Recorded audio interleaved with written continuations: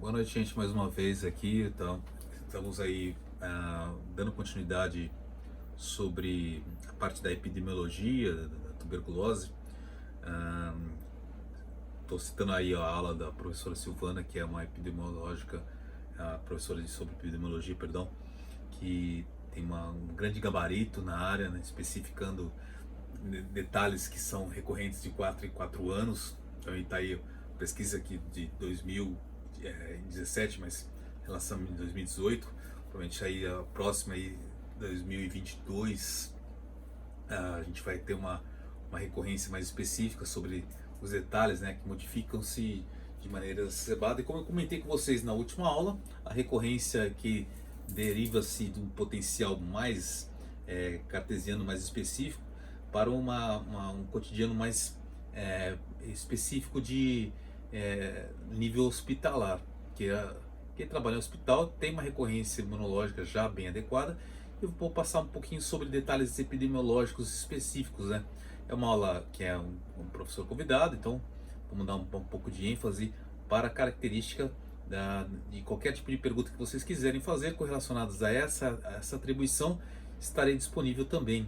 Então eu tenho um contato direto com a professora Silvana, né?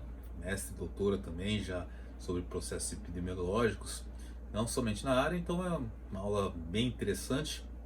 Eu passo para vocês com um conteúdo bastante profícuo para caso de dúvidas também. E para caso vocês quiserem, a gente continua acompanhando. Vou dar sequência para que vocês possam ter uma certa interatividade. A aula é um pouco longa, tá bom, gente? Vamos lá.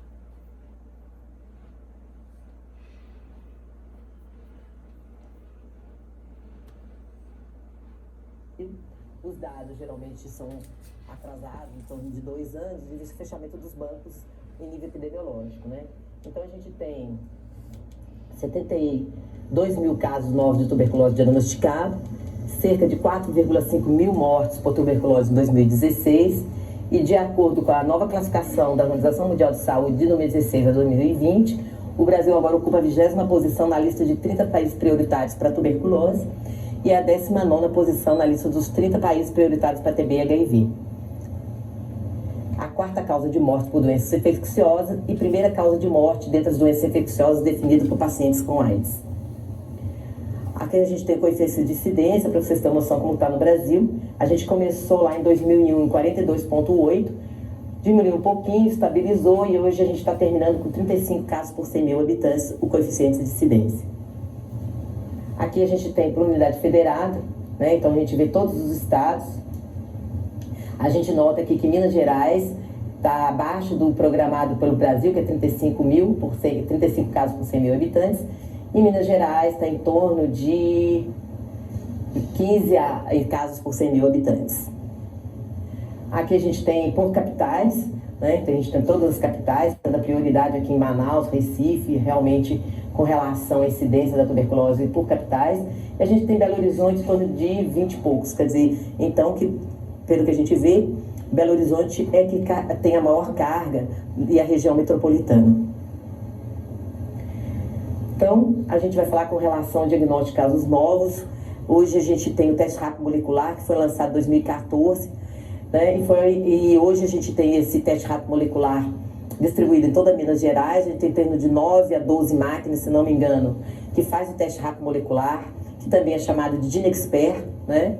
Ele é chamado teste rápido molecular e é utilizado hoje para os casos novos. Então, quando a gente tem os casos novos, a gente tem o TRM e a baciloscopia em populações vulneráveis e casos de retratamento. Então, eu vou mostrar mais adiante o fluxograma. E os locais que a gente não tem teste rápido, a gente continua realizando as 2 baciloscopias. Então, relembrando aqui o de novo, né? O de novo é o teste rápido desde 2014. Né? Nós temos aqui em Belo Horizonte 3 máquinas, e uma está na região metropolitana, 2 estão na região metropolitana, uma é de BH. Nós do Hospital das Clínicas respondemos pelo Hospital das Clínicas, pela região metropolitana e por alguns presídios, tá? E os locais que ainda não têm essa máquina para fazer o teste rápido molecular, a gente ainda continua realizando as 2 baciloscopias para o diagnóstico, uma no momento da consulta e outra no outro dia pela manhã. Então, lembrando que quem não tem o teste rápido continua fazendo as 2 baciloscopias, tá? A baciloscopia de controle, mensalmente quando houver escarro, isso continua do mesmo jeito, mesmo para quem tem o teste rápido molecular. Não é utilizado o teste rápido molecular para o controle, porque o teste rápido molecular é DNA, então a gente pode eliminar bacilos mortos, isso pode dar positivo. Ele não serve de controle, mas ele serve também para detecção de resistência. Então, no caso de solicitar, é porque está pensando em resistência e não mais para o diagnóstico e nem mais para o controle, tá? A cultura para micobactérias sempre foi, e agora nesse novo manual eles estão enfatizando que seja universal, quer dizer, todos os casos que o teste rápido molecular for positivo ou a baciloscopia positiva, deve fazer cultura, teste de identificação e sensibilidade, e para aqueles pacientes que a baciloscopia ou o teste rápido molecular é negativo, mas ainda tem sintomas, tá? A tuberculose extrapulmonar, né, o teste rápido, ele realiza o teste para a tuberculose extrapulmonar. Então, toda a amostra pode se fazer, né, o teste rápido, qualquer tipo de amostra, exceto sangue e fezes, tá? A baciloscopia, né, também a gente não utiliza geralmente o sangue e as fezes, geralmente ou é biópsia ou punção, tá? Mas para o teste rápido molecular, se por exemplo um escarro estiver sanguinolento, ele pode inibir a PCR, porque o teste rápido molecular é um PCR em tempo real, então ele pode inibir. Então às vezes sanguinolento, de novo relembrando que um teste rápido molecular, se negativo, não afasta o diagnóstico, como a baciloscopia, uma baciloscopia negativa não afasta o diagnóstico, tá? O que a gente vai precisar são as culturas, também mantendo a cultura para tudo e qualquer amostra para o diagnóstico da tuberculose por meio da cultura, tá? Com relação como que a gente busca de casos, mudou um pouquinho com relação à busca de casos, né? Antes era 3 semanas ou mais, paciente com tosse para suspeita e investigação de paciente de tuberculose. Hoje a gente tem 3 semanas ou mais só população geral adstrita à estratégia da saúde da família. Com relação 2 semanas ou mais, população geral no serviço de saúde, que entra na porta de entrada no serviço de saúde, e diabetes mellitus. O resto, não importa o tempo de tosse, a gente vai investigar que são os grupos de risco. Contato de TB pulmonar, pessoas que vivem com o vírus da imunodeficiência humana, pessoas privadas de liberdade, população em situação de rua, povos indígenas, profissionais de saúde, comunidades fechadas, albergue, asilos, entre outros. Então aqui a gente vai investigar não importando o tempo de tosse. Então isso mudou, né? Então para a população geral, para propaganda, para descoberta de casos, 3 semanas ou mais, porém, se procura o caso, é diabetes ou tem grupo de risco, ou 2 semanas, ou não importa o tempo de tosse. Então isso mudou com relação ao Ministério da Saúde de 2018. Aqui a gente colocou o fluxograma em relação à investigação de tuberculose em possíveis casos novos, nunca antes tratado para tuberculose. Tem uma diferença, gostaria que vocês prestassem bem atenção com relação a isso, é o paciente suspeito de tuberculose pulmonar. O lugar que tem a máquina vai realizar o teste rápido. Vocês observam que o teste rápido substituiu a baciloscopia nos casos da tuberculose de pacientes nunca antes tratados. Quem não tem, como falei, 2 baciloscopias, uma no momento da consulta, outra após, no outro dia, tá? E um teste rápido molecular para quem tem, se for detectado ou não for detectado. Se não for detectado, ele mantiver sintomas, a gente vai realizar, como eu falei, a cultura, se positiva, teste de identificação e de sensibilidade, e continuar a investigação diagnóstica. No caso de não manter sintoma, melhorou, descobrir a causa da tosse, viu um raio-x normal, ele não tem excluir o diagnóstico de tuberculose, tá? Do lado de cá, o paciente com micobactéria detectado. Todo esse paciente, então, está com tuberculose, a especificidade do teste rápido molecular está em torno de 98%, a sensibilidade depende da prevalência do local. Então, vocês podem ver que alguns trabalhos publicados, eles botam de 20% a 98%. Então, depende muito da prevalência do local. Então, obviamente, quanto menor a prevalência, menor a sensibilidade. Maior a prevalência, maior a sensibilidade. Então, tem que pensar bem com relação a isso. Então, o paciente com TB, como o teste serve também para identificação de resistência à rifampicina, que é um dos fármacos principais do tratamento da tuberculose, se eu não detectei a resistência à rifampicina, todos, como eu falei, vão realizar cultura, teste de sensibilidade e iniciar o tratamento com esquema básico para tuberculose. Aí pergunta, para que eu vou fazer o teste de sensibilidade? Porque o teste rápido molecular, ele detecta a resistência, né, específica à rifampicina, né, e não aos outros fármacos. Então, se não for detectado, não necessariamente a gente pode ter resistência a outros fármacos. Então, ainda é necessário o teste de acessibilidade à cultura universal. Se tem uma resistência detectada, esse teste vai ter que ser repetido com outra amostra. Então, fique bem atento se vocês detectarem algum paciente que o teste rápido da rifampicina tiver resistência, nós do laboratório vamos precisar de nova amostra, tá certo? Com relação. Aí, se confirmado, cultura, teste de sensibilidade e vai ser encaminhado para uma referência terciária. Então, casos de resistência não é na atenção primária nem secundária. Cada local em Minas Gerais tem a sua referência. Nós aqui, nossa referência é o Hospital Júlia Kubitschek. Então, entrar em contato com a regional e descobrir quem é a referência terciária para a questão da resistência, tá bom? Então, com relação a isso. Então, isso são casos novos de pacientes que nunca tiveram tuberculose no passado. Agora, com relação às populações vulneráveis, né, que profissional de saúde, pessoas que vivem com HIV, né, populações privadas de liberdade, situações de rua, indígenas e contato com multidroga resistente, nunca antes tratado. Vocês observam que aqui, além do teste rápido, suspeito da tuberculose pulmonar, além do teste rápido, cultura e teste de sensibilidade ao mesmo tempo. Então, por quê? Né? Porque a gente já está pensando se ele pode ter resistência a outros fármacos, né? Se ele pode ter contato com outros fármacos, tem uma dificuldade, às vezes, de detecção, né, com relação ao teste rápido molecular. Então, a gente precisa da cultura e do teste de sensibilidade de uma vez. Se vocês esquecerem de anotar no pedido se é uma população vulnerável, o laboratório não tem como adivinhar. E se o laboratório não adivinhar, vai realizar somente o teste rápido, né? Não vai realizar teste de sensibilidade, a não ser que der positivo, né? Se der positivo, aí vai para cá. Mas vai demorar esse tempo todo até que eu resolva fazer a cultura, o teste de identificação e o teste de sensibilidade para o micobactério. Então, vocês têm que ficar atentos de colocar que são populações vulneráveis. Aí o laboratório imediatamente já realiza isso. Ou vocês vão pedir, ou vocês vão colocar que são populações vulneráveis e o laboratório vai fazer. Então tem que prestar muita atenção com relação a esses pedidos, são casos novos ou casos de populações vulneráveis. Isso é muito importante, que a gente está com um problema com relação, principalmente a privados de liberdade, população de rua, né? Que ninguém coloca, a gente só faz o teste rápido, fica lá, não fizemos nada, não dá negativo, ainda vai ver que o paciente ainda está doente, ainda vai pedir cultura e o teste de identificação e sensibilidade. Então é importante a gente lembrar que essas populações já é para realizar a cultura e com isso se positiva, obviamente, a identificação e sensibilidade dessa micobactéria, tá?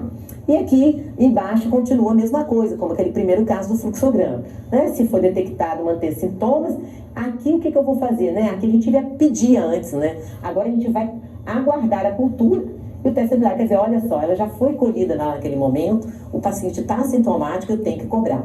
Outra coisa que vocês devem colocar no prontuário, anotar em qualquer que vocês atendem esses pacientes, né? Que falta a cultura. É muito comum, nós temos vários casos que eles anotam que são populações vulneráveis, nós realizamos o teste rápido, a cultura, e ninguém cobra o resultado. Ninguém, não sei, e às vezes tem algum caso positivo lá. Nós que tratamos com a vigilância epidemiológica, o laboratório hoje tem a obrigação, pela vigilância, de comunicar todos os casos positivos imediatamente, né? Mas às vezes a gente não acha, não tem nome de médico, não tem nome de setor, não tem nome de ninguém, não tem endereço, nem telefone, e aí a gente tem que acessar a Secretaria de Vigilância de Saúde, que vai acessar a busca de caso, nisso já se passaram 2, 3 meses. Né? Então, lembrar, né, dos pacientes que vocês estão investigando de tuberculose, que procure os resultados, né? Pegue os resultados, demora mesmo, depende, né? O positivo, com teste rápido, fácil. Agora, a cultura, né? Para dar negativa, são 8 semanas o resultado negativo.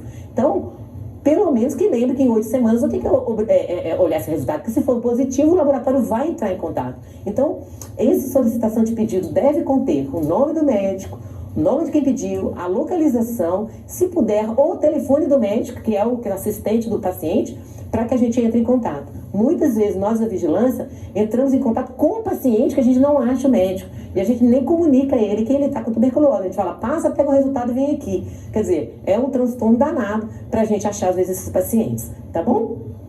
Com relação a isso. Do outro lado, a mesma coisa, né? Se for TB aí resistência à rifampicina vai aguardar o teste de sensibilidade e de qualquer maneira repete, e do lado de cá a mesma coisa. Então a parte de baixo não mudou nada. Com relação agora à investigação de retratamentos. O que é retratamento? Aquele que já tratou em algum momento na vida, né? Ou recidiva, está agora com suspeito de estar recidivo, ou retorno após abandono. Então, aqueles que já trataram, a gente vai ter outra abordagem com relação ao fluxograma. O fluxograma aqui, olha gente, tem a baciloscopia. Então a baciloscopia não foi trocada para quem é retratamento, né? Então vocês vão entender, já falei um pouquinho sobre isso, mas não só a teste rápido, mas a cultura e sensibilidade, mas também a baciloscopia. Porque vocês, como eu estava falando, né? Paciente com recidivo, já tem trabalhos publicados que 20, 15 anos depois, o paciente que saneou, né, curou com cavidade aberta, ainda elimina os bacilos. Então o teste rápido, como é uma detecção de por biologia molecular, ele pode dar positivo e o paciente não estar doente. Então, a baciloscopia é o nosso parâmetro da suspeita de atividade ou não. Tá certo que também tem baciloscopias positivas que o paciente não está em atividade, mas por muito mais tempo o teste rápido pode ainda estar positivo e pode ser que o paciente não esteja com atividade. Principalmente os pacientes retorno após abandono. Né? É muito comum a gente ver médicos, né, tratando pacientes após abandono curados.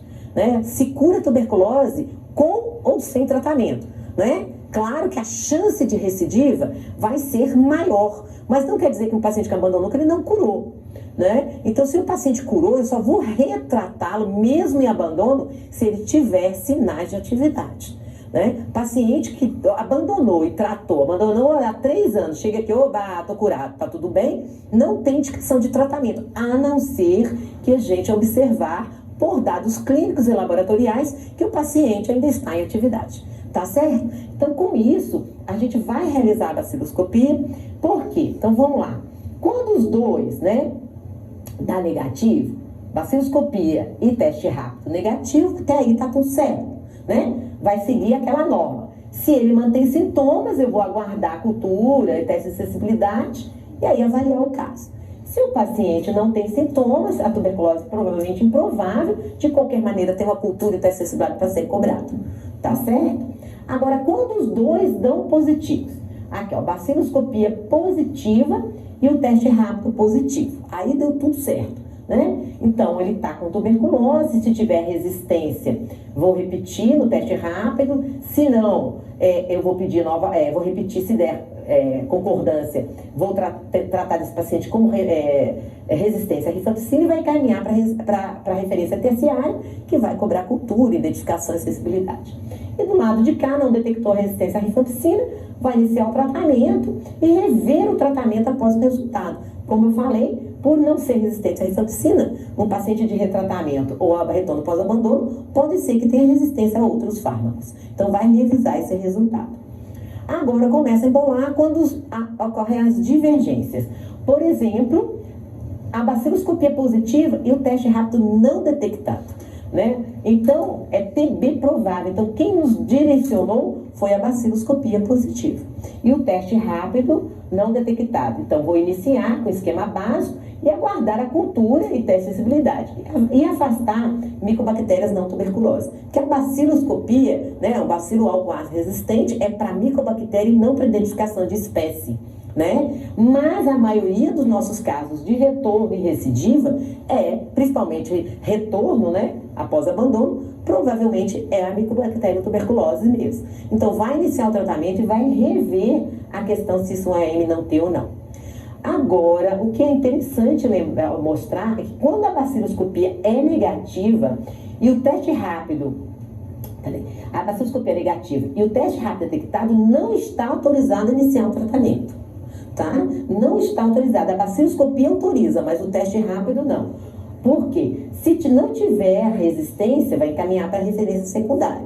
E nós vamos acompanhar a cultura, sensibilidade clínica e aí vai, né? Com resistência, vai encaminhar a referência, aguardar a cultura cultura e teste de sensibilidade.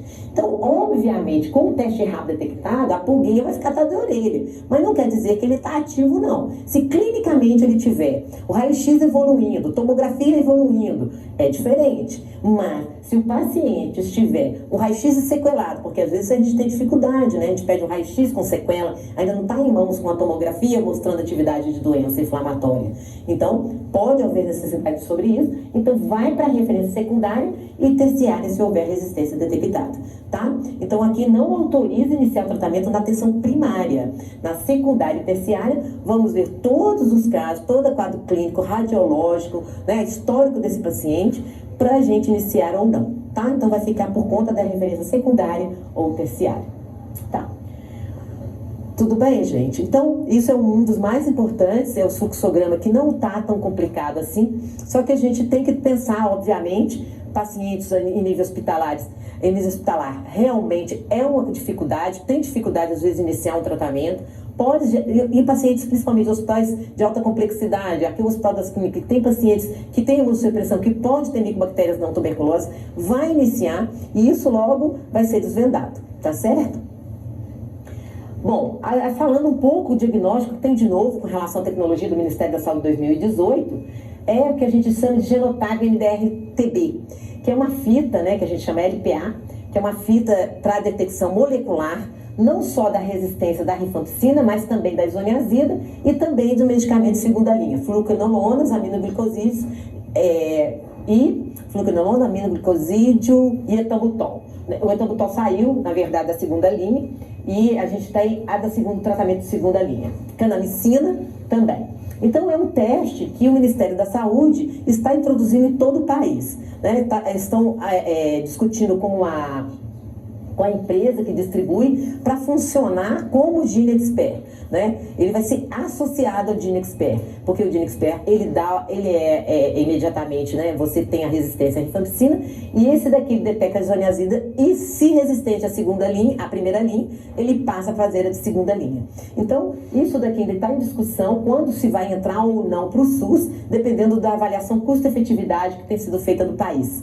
Mas é uma tecnologia em biologia molecular, em fita, que vocês aqui do Hospital das Clínicas recebem dos pacientes, que aqui a gente faz devido às nossas pesquisas. Então, nós fazemos o Genotype NDR+, nós estamos conversando também com a coordenação do laboratório para ver se a gente consegue implantar essas fitas em rotina no nosso hospital, mas em nível de SUS ele ainda não está funcionando, tá? Só aqui no Hospital das Clínicas e no Hospital Júlia Kubitschek, tá? Então, o Hospital Júlia Kubitschek a gente também realiza de primeira linha, a gente não tem de segunda linha, mas ajuda bastante detectando ou não resistência à isoniazida, né?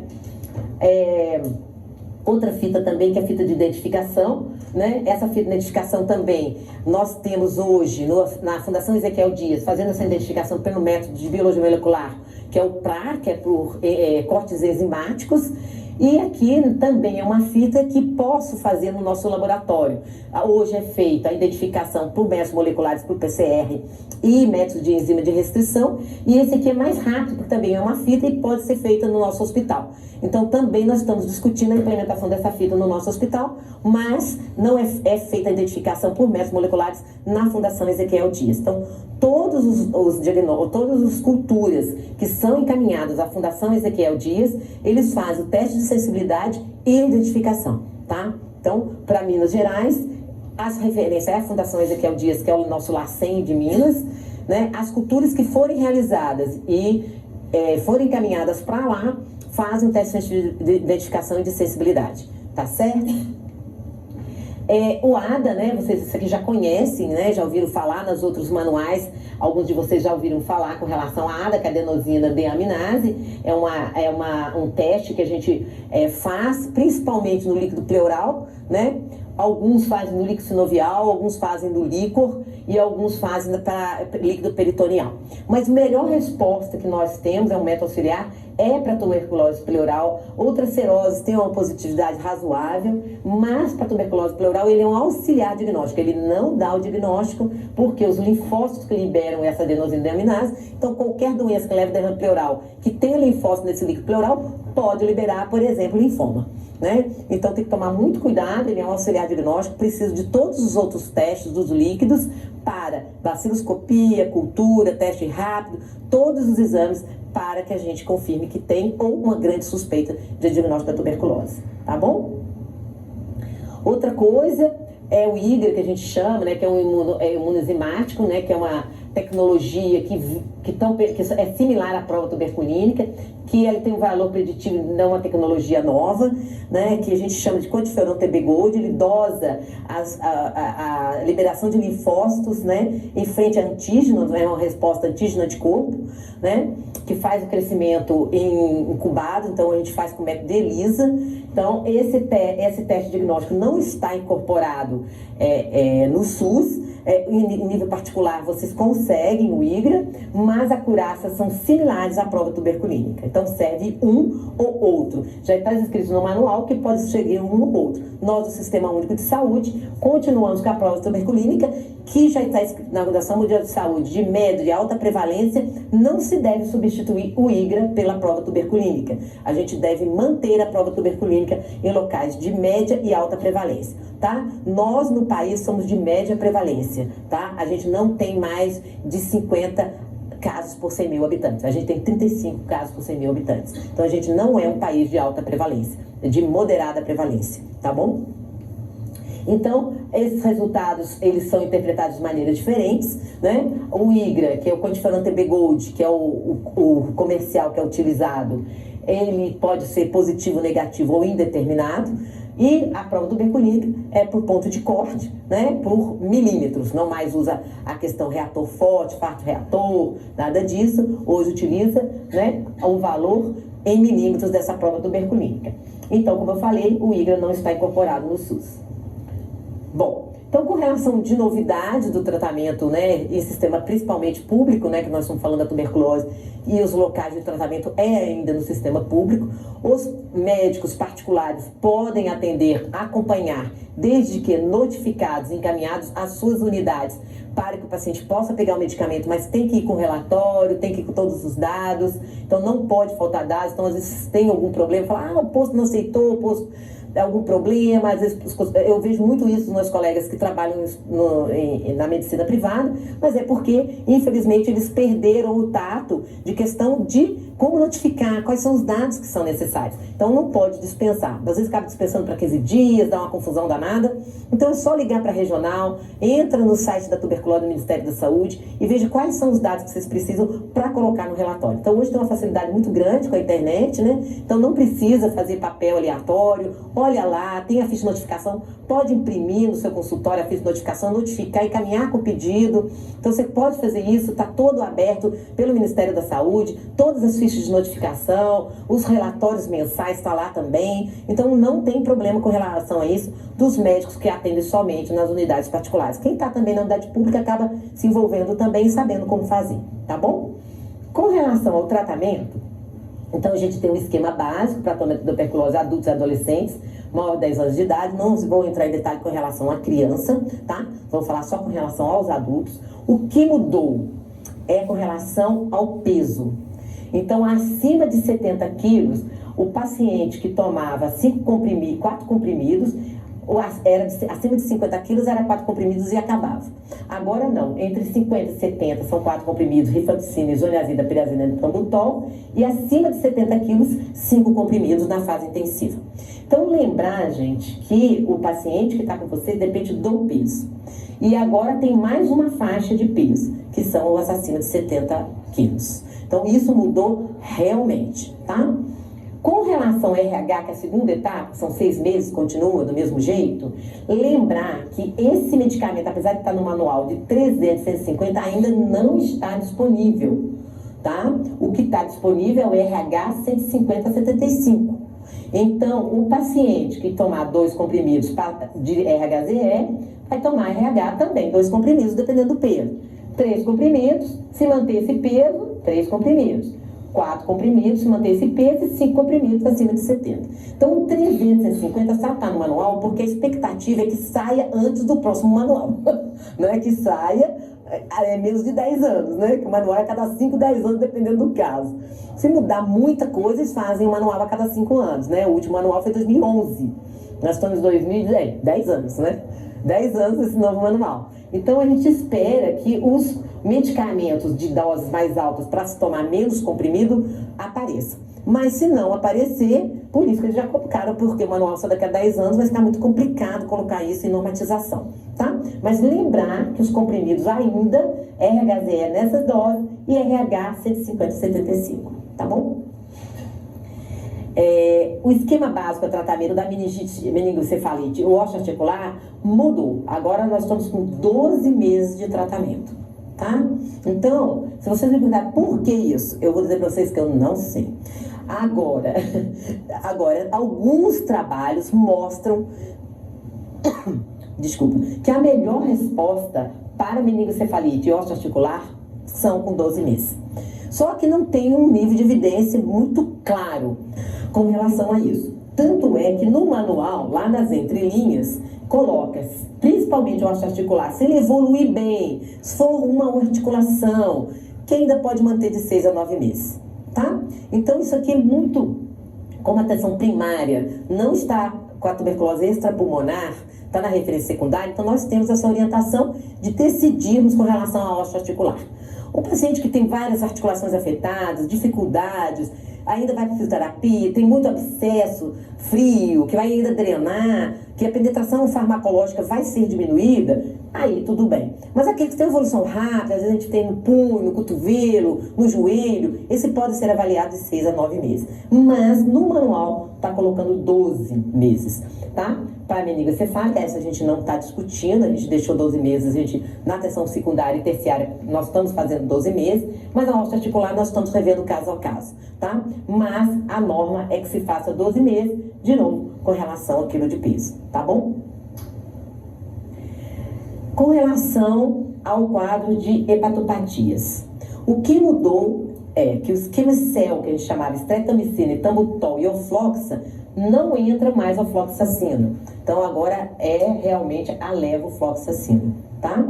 E o manual anterior não tinha a rifampicina por 9 meses, etambutol e levo nos pacientes com transaminases acima de 5 vezes o valor de referência do paciente sem cirrose. Tivesse uma história prévia, mas se ele não tivesse cirrose, pode usar rifampicina, etambutol e levo. Isso não tinha no manual, tá? O que tem no manual que tinha era esquema streptomicina, etambutol e ofloxa, né? E agora streptomicina por 3 meses, etambutol e ofloxa 5, o restante 7, total de 12 meses de tratamento, quando não entra rifampicina. Quando entra rifampicina, o total são 9 meses, tá? De rifampicina, etambutol e levo. Quando entra a streptomicina, né? Elas são feitas por 3 meses, tá bom? De segunda a sexta-feira, né? Não precisa fazer no sábado e domingo, ou aqueles que têm facilidade pode fazer direto segunda a segunda, tá bom? Então o esquema para hepatopata mudou com relação a isso. Aqueles que têm menos que 5 vezes o valor normal, sem cirrose, continua com o esquema básico, obviamente o acompanhamento das transaminases, bilirrubinas, do hepatograma, e com o cirrose vai direto para o esquema de hepatopata, streptomicina, etambutol e levofloxacina. Agora, paciente sem doença hepática prévia que apresenta hepatotoxicidade. Então, aquele paciente que não tem história alguma e que chega com sinais de hepatotoxicidade. Então, se as transaminases estiver abaixo de 5 vezes o valor normal, sem sintomas, porque às vezes é um mal-estar, tal, mas sem sintomas importantes, você pode reintroduzir droga a droga, na sequência de rifampicina e etambutol, depois o isoniazida e, por último, a pirazinamida, tá? Introduzir o esquema e tentar deixar o esquema sempre com rifampicina. Tá certo? No caso de sintomas, incluindo presença de icterícia abaixo de 3 vezes o valor normal das transaminases, casos graves de tuberculose ou hepatotoxicidade grave, vai para o esquema streptomicina, etambutol e levofloxacina, tá? E os níveis de transaminase acima do valor normal após 4 semanas, né? Por exemplo, você está tentando reintroduzir, passando 1 semana, 2 semanas, 3 semanas, o paciente não melhora, até 4 semanas, você agora começa o esquema de hepatopata. Porque senão você vai fazer abandono. 30 dias sem tomar remédio, é abandono, né? Então a gente não quer abandono. Então até 4 semanas não conseguindo introduzir, não conseguindo fazer nada, passa direto e depois reavalia o caso, tá certo? Os nefropatas, né? Os nefropatas, o clearance da creatina abaixo de 30 ml por minuto, na verdade é ml isso mesmo por minuto, é o esquema básico ajustado. Antes tinha uma combinação danada que ficou para referência secundária, terciária ou pacientes internados. Na grande maioria, agora eles arrumaram, né? E fizeram um estudo mostrando que o paciente pode usar segunda, quarta e sexta o RHZE na primeira etapa e na terça, quinta, sábado e domingo o RH. Durante os 2 meses na fase intensiva. Para ficar mais fácil de orientar, às vezes, o paciente, mesmo os médicos que estão na referência secundária, às vezes tem dificuldade de conseguir calcular e conseguir a dispensação farmacêutica em forma separada. Então, para facilitar, então já fizeram um esquema que já tem um ajuste abaixo de 30 ml, tá? E aqui, 2 meses, então, ele vai fazer RHZ segunda, quarta e sexta, e RH nos outros dias da semana, e depois os 4 meses com RH todos os dias. Então, facilitou bastante os 6 meses de tratamento, mostrando que dessa maneira também você está reduzindo a dose e intercalando as doses, que são o que a gente precisa com relação à pirazinamida, a isoniazida e o etambutol, tá? Porque a rifampicina não muda, por isso que ela entra no segunda todos os dias. E a dose que nós temos agora, que é 10 mg quilo dia para a isoniazida, é uma dose que, se você fizer essa dose, ela vai ficar inferior. Então, ela pode usar no esquema básico para o paciente com crise creatinina abaixo de 30, tá bom? E os esquemas de velocidade causam muita dificuldade no entendimento, né? Porque ele vai ter que tomar 4 comprimidos gordinhos e 4 comprimidos magrinhos. 4 gordinhos, 4 magrinhos, 4 gordinhos, 4 magrinhos. Então, às vezes a pessoa é confusa. Então, se não tiver, a gente vai ter que dar um jeito. Mas é muito pior do que tomar tudo separado, né? É muito pior que tomar tudo separado. Eu ainda acho que é mais fácil isso aqui de entender. Faz desenho, bota setinha, dá um jeito, né? Mas eu acho que isso aqui dá uma mais fácil de entendimento do que de fazer todo ele separado, tá? O diabético, né? O tratamento com esquema básico continua por 6 meses, mas deve considerar por 9 meses quando a evolução insatisfatória, tá? Então, o paciente diabético, ele tem que ter um controle glicêmico rigoroso, o uso de insulina quando não consegue o controle glicêmico adequado e avaliar interações medicamentosas com hipoglicemia oral. Então, todo paciente, a gente tem a indicação de trocar o paciente, quando ele já é diabético, né?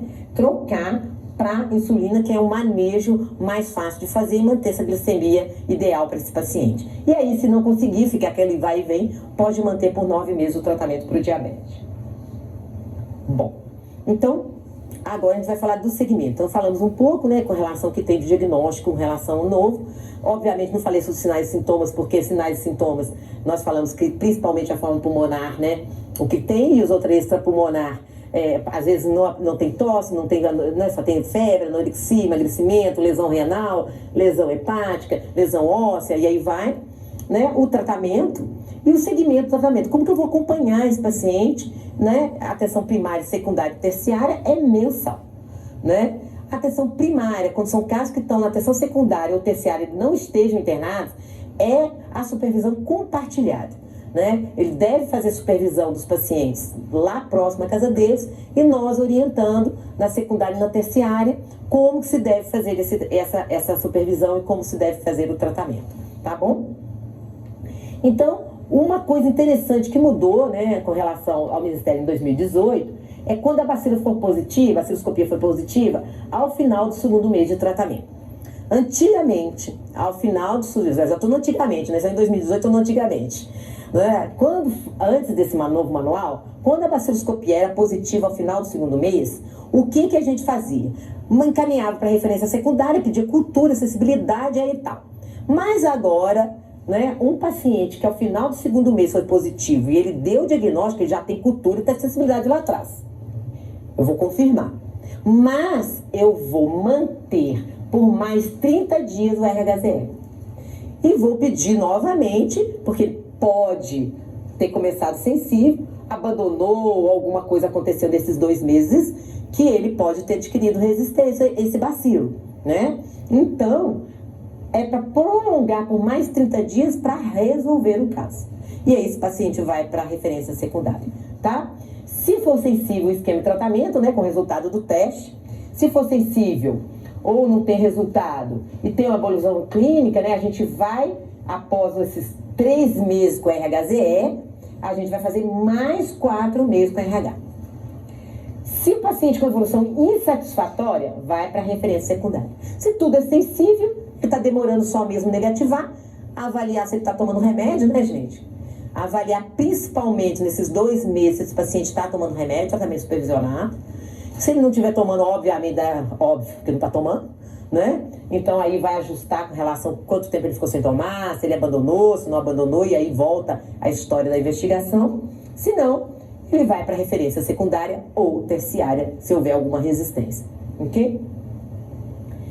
Com relação à baciloscopia ao final do 2º mês também, nos locais que tem o teste rápido, eu vou solicitar, porque eu estou avaliando resistência, né? Será que a cepa está resistente? Será que não? Será que é resistente a outros fármacos? Porque lá você pediu, se não pediu, vai pedir. E se pediu, eu vou pedir novamente para saber o que aconteceu. Então aqui também eu vou pedir, e justificando o teste rápido molecular. Se vocês não colocarem que é caso novo, se vocês não colocarem nada, o laboratório vai entender como caso novo. E aí não vai repetir esse exame, não. Vai entender que acompanhamento, por exemplo, se mandar para mim, João da Silva está lá. Daqui a 2 meses vem João da Silva de novo. Eu não vou fazer o teste rápido, que é controle de tratamento para mim. Agora, se vocês falam, não, é uma paciente que mantém baciloscopia ao final do 2º mês, eu vou entender que preciso fazer novamente o teste rápido, tá? Então, cuidado com isso, tem que ter informação. O teste rápido só para nós custa em torno de R$400, entre 400 e 500 reais. Para nós, como é subsidiado pela OPAS, sai em torno de 80 a 60 reais, né? Enquanto houver subsídio. Depois que não tiver mais subsídio pela OPAS, a gente também vai ter que pagar 400, quer dizer, alguém vai pagar 400, 500 reais, né? Ninguém. Então aí não vai ter mais teste rápido molecular, provavelmente, tá? A gente só tem o teste rápido porque ele é subsidiado, tá? Então, pela Organização Pan-Americana de Saúde, tá bom? Então, quer dizer, a OPAS que paga a grande maioria, e a gente paga muito pouco. Talvez nem R$5, um preço até menor que a baciloscopia, tá? Então, esses acordos internacionais são importantes, principalmente no controle de doenças infecto-contagiosas, que nós temos algumas prioridades de verbas para subsidiar certos testes que são caros, né? Porque, infelizmente, só tem uma indústria. Estão saindo outras indústrias fazendo para competitividade no mercado, mas ainda não foi incorporado no Sistema Único de Saúde. Então, com relação aqui, o teste rápido molecular com resistência à rifampicina, né? E aí vai fazer todos aquilo lá, todos aqueles testes. Se for sensível, prolongar, né? Mais 30 dias, reavaliar o esquema no resultado final também. Então, tem que avaliar com relação a isso, tá bom? Então, com relação à tuberculose, o que tem de novo, né? Não dá para falar tudo que há no manual. Com relação, tem muita coisa assim, que são muitos detalhes, obviamente, se vocês quiserem me perguntar, tem muito detalhe com relação, mas eu trouxe o geral para que vocês tenham esse acompanhamento e esse conhecimento de que tem para ser olhado e consultado, tá? Então nós vamos falar também um pouquinho com relação à infecção latente, que é a infecção do paciente que não está doente, né? Quem são essas pessoas? Infectados, ILTB quer dizer infecção latente pelo micobactéria tuberculose. Latente é sinal que o paciente não tem tuberculose, ele foi infectado, mas não está doente. O que nós vamos fazer? O que foi lançado e apoiado nesse novo manual? É a prevenção, né? Sempre existiu essa prevenção, não é coisa nova. O que é novo é o foco que está se dando hoje para cada vez mais fazer-se prevenção para evitar a doença. Vocês viram na nossa incidência, né? Com relação à nossa incidência, ela estabilizou. O que está ruim? Abandono, né? A gente não consegue diminuir a incidência, a gente mantém estável, tá? Então, outras maneiras de evitar que alguém fique doente é por meio da prevenção. Então, a prevenção são grupos de risco. Eu não vou botar a população geral fazer prevenção, fazer prova tuberculínica em toda a população do Brasil, né, 210 milhões de habitantes, quem é positivo fazer isoniazida. A gente vai focar nos grupos que mais desenvolvem tuberculose, que são os grupos com maior risco de ter doença. Então, com relação a adultos e adolescentes, quem a gente vai se preocupar em realizar a prova tuberculínica ou o quantiferon, né, TB Gold, que não tem sistema, mas no particular pode ser feito, né? Nas pessoas que vivem com o vírus da imunodeficiência humana, contatos adultos e adolescentes, alterações radiológicas sugestivas de sequela, uso de inibidores TNF-alfa preferencialmente antes da sua utilização, O uso de corticoides ou imunossupressores, que leva à imunossupressão ao indivíduo, pré-transplante que fará o uso de terapia imunossupressora. Então, esses indivíduos, quando eu encontro, não é eu faço prova tuberculínica, eu encontro o indivíduo e faço a prova tuberculínica. Se ela é maior ou igual a 5 com o IGRA positivo, está indicada a prevenção, para que ele não venha desenvolver a tuberculose. Tá certo? O segundo grupo são aqueles com silicose, neoplasia de cabeça e pescoço, insuficiência renal em diálise, linfomas e outras neoplasias hematológicas, outros tipos de neoplasia com terapia imunossupressora. O que é interessante, né, que me chamaram a atenção que isso aqui ficou maior a 10, mas a gente vai lembrar, né, que se eu for fazer terapia imunossupressora é maior ou igual a 5. Então saiu no manual atrapalhado mesmo, viu, gente? Atrapalhado. Mas também o pessoal às vezes é meio esperto. Tem um item lá no manual falando o seguinte: a pior deles é que você vai considerar. Então, por exemplo, tem silicose, diabetes, HIV. Eu vou considerar o HIV. Tá? Então, o paciente faz imunossupressão, mas ele está aqui em pré-transplante, vou considerar maior ou igual a 5. Tá? Então, tem uma questão aqui que a gente vai repensar. O diabetes mellitus, baixo peso, né? Abaixo de 85% do peso ideal. Isso aqui já é caquético, né? Indivíduos caquéticos, né? A gente vê pouco, só a África, né? E Norte de Minas também vê, né? Tem muita gente, 85 abaixo do peso ideal. Tabagista, mais um maço de calcificação isolada sem fibrose na radiografia. Lembrar que alterações radiológicas fibróticas, sugestivas de sequela de TB, ápices pulmonares, região posterior do lobo superior fibróticas, nunca antes tratado, que é para considerar. Esse daqui são calcificações isoladas sem fibrose na radiografia. Aí vocês falaram, o que entrou aqui? Esses 3 aqui, a gente não dava muita importância para eles. Vou fazer prova tuberculínica, se maior ou igual a 10 ou IGRA positivo, vou fazer prevenção? Sim. Porque observaram que, principalmente os tabagistas, têm maior risco de desenvolver tuberculose, porque os macrófagos ficam capenga, o processo inflamatório capenga, e se ele infectar, ele vai se tornar doente. Pode ver que no nosso ambulatório de tuberculose, a maioria foi ou é tabagista, né?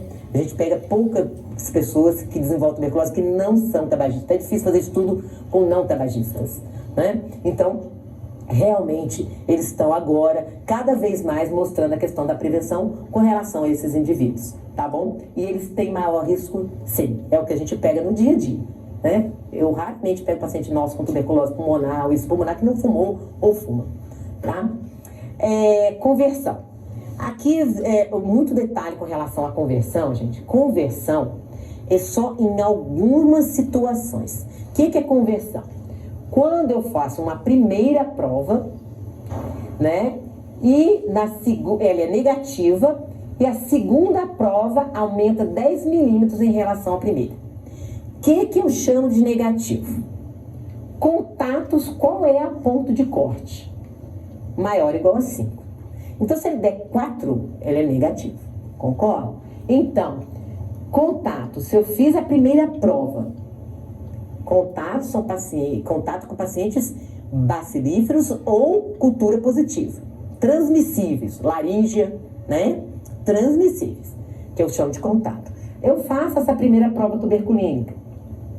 Deu 4. Aí eu tenho que repetir 8 semanas depois. Contato. Primeiro eu olho o indivíduo, viu, gente? Não é primeiro o negocinho aqui, não. Porque tem muita maneira de a gente falar, mas a minha prova deu 20. Eu falo, e daí? Ué, tá aqui? Não, então tchau, filho. Sinto muito, não faço nada com você, não. Né? Então, eu repito, 8 semanas depois, houve um incremento de 10 em relação ao anterior. Então, 4 tem que dar 14. Se der 12, não é conversão. Mas é maior, verdade, eu sinto muito, não é conversão. Só que tem uma coisa, nunca mais esse indivíduo vai repetir a prova. A partir de ser maior que 10, não tem mais indicação nem de repetir. Porque essa prova, vocês lembram que é a resposta celular, e você estimula e acabou, não tem mais parâmetro, tá? Profissional de saúde.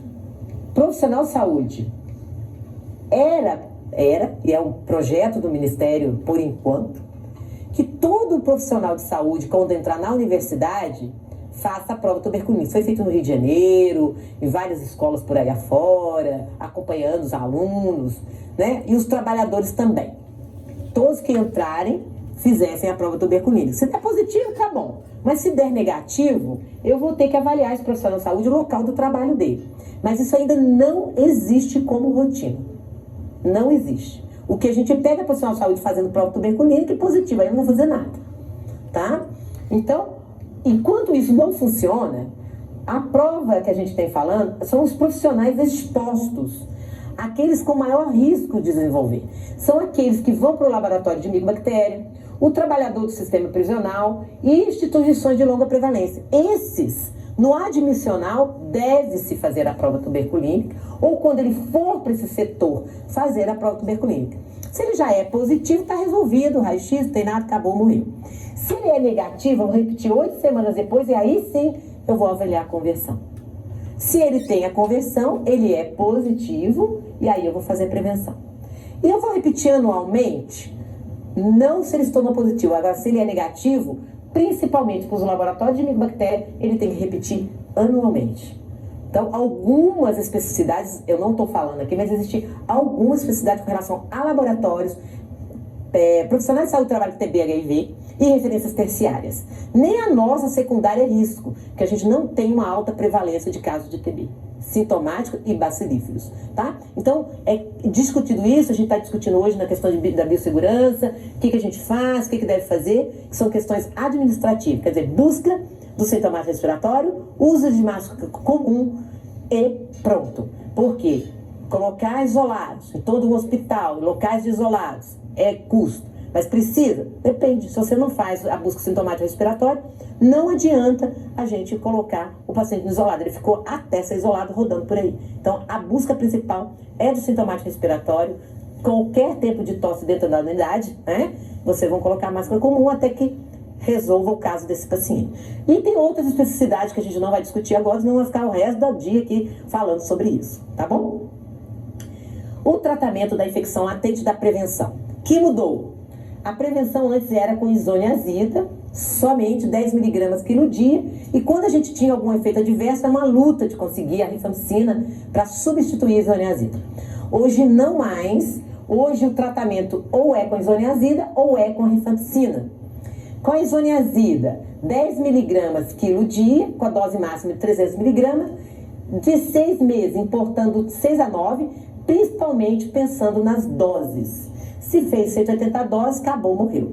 Se você optou por 9 meses, de 9 a 12 meses, 270 doses. Tomou 270 doses, pronto, morreu. Qual é a opção? A minha opção ainda é 6 meses para tratar o paciente. Eles colocaram ideal em alguns locais, depois no manual saiu. Pode-se fazer 6 meses sim, que a gente observou que recidiva de pacientes com 6 meses, não tem um estudo lá muito grande, mas a gente não tem tanta recidiva de paciente que fez prevenção e desenvolveu TB, tá? Então, a gente está usando 6 meses de tratamento, mas se quiser fazer 9, também não está errado. Desde que seja a 270 ou 180 doses, está resolvido o problema da prevenção, tá bom? Com relação à rifampicina, quem vai usar a rifampicina? A rifampicina também 10 mg quilo dia, dose máxima 600 mg, tá? 4 meses. Quem são? Indivíduos com mais de 50 anos, crianças com menos de 10 anos, hepatopatas, contatos de monoresistência à isoniazida e intolerância à isoniazida. Vai usar rifampicina por 4 meses, doses 120 doses, então de 4 a 6 meses. Fez 120 doses de rifampicina, fechou, fez a prevenção. Tá certo? Então, a prevenção hoje tem opções.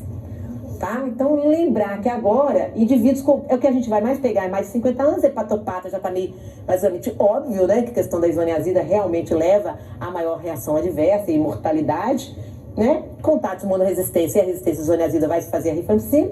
Intolerância à isoniazida não tem tanta complicação. A questão é indivíduos com mais de 50 anos que está tendo muitas reações adversas. Nessa da gente fazer cada vez mais a campanha da prevenção, mais pessoas estão utilizando e mais pessoas estão tendo reação adversa. Por isso o manual colocou os indivíduos acima de 50 anos, tá bom? E criança, obviamente. O que é importante, que é velho e que é novo? Aqui eu botei de novo, né? Porque nós temos um problema muito com relação à notificação. A notificação da TB, todo mundo sabe que é para notificar. Tô na enfermaria, tô no ambulatório, tô com o celular na mão, gente, é só baixar a notificação, não precisa ficar, mas não tem o tal do papelinho, o papelinho sumiu, não sei, mas não tem papel na secretaria. Não precisa desse papel mais, é só imprimir na hora o trem, baixa e imprime. tá? Então precisa da notificação. O núcleo de vigilância está aqui representado pela lá da epidemiologia, né? Guludinha tá aí. E ela chora todo dia no meu ombro, né, gente? Todo dia. E vou chorar para Minas Gerais inteiro. Gente, é só abaixar o bendito do papel. Não precisa ficar pegando papel, até porque gasta à toa. A gente imprime 200 papéis e depois virou tudo rascunho, né? Já reparou? Tem um bolo de rascunho e tudo papel que ninguém usou. Então a gente tá na economia mesmo. Então é só imprimir, vai ali na secretaria, vai no posto da secretaria, hoje no BIAS tem, no hospital tem. Imprime lá o bendito do papel da notificação. Isso já e o controle mensal? Isso já existia, mas cada vez mais o manual coloca: eu preciso da notificação mensal. Quem não sabe, fique sabendo. Todo mês que o paciente estiver com vocês, eles têm que preencher o papel de controle. Também está lá no Ministério, só baixar. Controle mensal do Ministério da Saúde. Vai lá, entra o Ministério da Saúde, imprime o papel. Eu preciso desse controle mensal na vigilância. Porque se eu não tenho controle mensal, o que a vigilância vai entender? Que ele não veio. Se ele não veio, ele abandonou.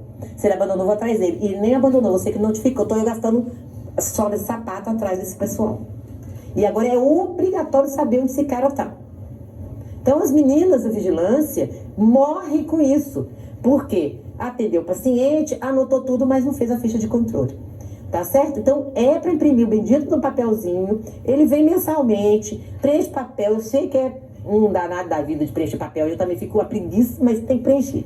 Não tem jeito, não tem como a gente controlar a tuberculose se a gente não tiver parâmetro de controle, né? O próprio controle está falando ali. E a alta do final do tratamento, obviamente, tem que dar alta. Outro problema na vigilância. O paciente tarou, curou, sumiu, transferiu, ninguém sabe onde é que ele está. Aí tá todo mundo doido, gastando sola, sapato, dinheiro, e-mail, internet, você precisa fazer outra coisa, tá atrás do paciente que tá tratando, tá curado, tá tudo bem, obrigado. Né? Porque os outros, né, é fácil, né? O paciente não veio, faliu, né? Todo mundo fica desesperado. Mas o que curou, tá lá, ignorado. Ninguém sabe dele. A infecção latente é agora notificação obrigatória. Tá passando, porque começou isso agora em janeiro. Alguns o farmacêutico está deixando passar, tá? Com relação à notificação.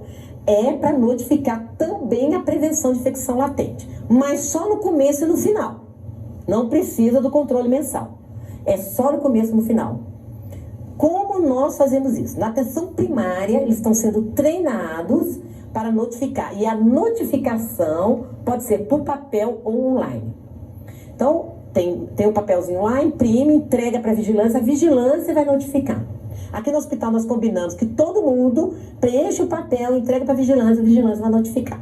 Porque é online agora essa notificação. Tem o papel que vocês preenchem e tem online que a vigilância está com a senha para notificar.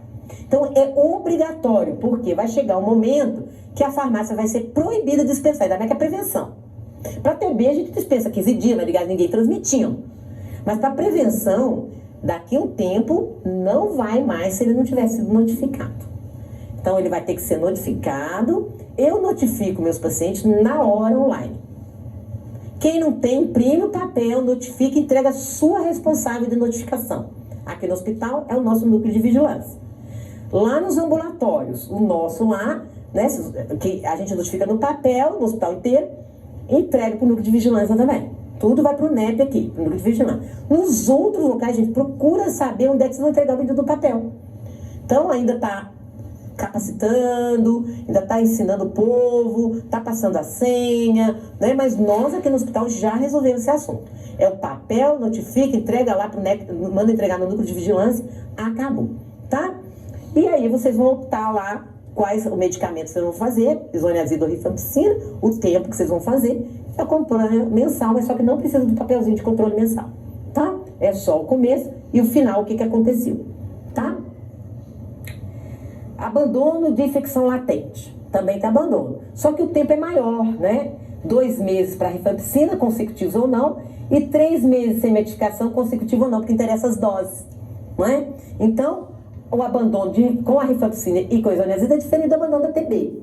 A abandono da TB, 30 dias você toma remédio. Aqui não, né? Consecutivos 2 meses ou não. E aqui consecutivo 3 meses ou não, tá? Outra coisa super importante que eu vejo todo dia mandando pra gente lá no ambulatório. Não se recomenda repetir o tratamento da infecção latente em pessoas que já trataram para tuberculose ou que já fizeram uso completo de tratamento da infecção latente, exceto quando nova exposição. Se ele não tem nova exposição, gente, já tratou, já fez prevenção, não precisa mais fazer prova tuberculínica nem nada. A não ser que vocês estiverem suspeitando de tuberculose, vocês vão investigar, não é por meio da prova tuberculínica. Porque a prova tuberculínica vai continuar positiva se era, se teve tuberculose também. Então vocês vão investigar clínica, radiológica, biópsia, aí vai. Aí está pensando em doença, não vai pensar em prevenção. E se for para fazer prevenção, já preveniu, já tratou, não é para repetir, a não ser nova exposição. Por exemplo, eu tratei tuberculose no 80. Minha mãe teve tuberculose agora. Eu sou contato, não preciso fazer prova tuberculínica.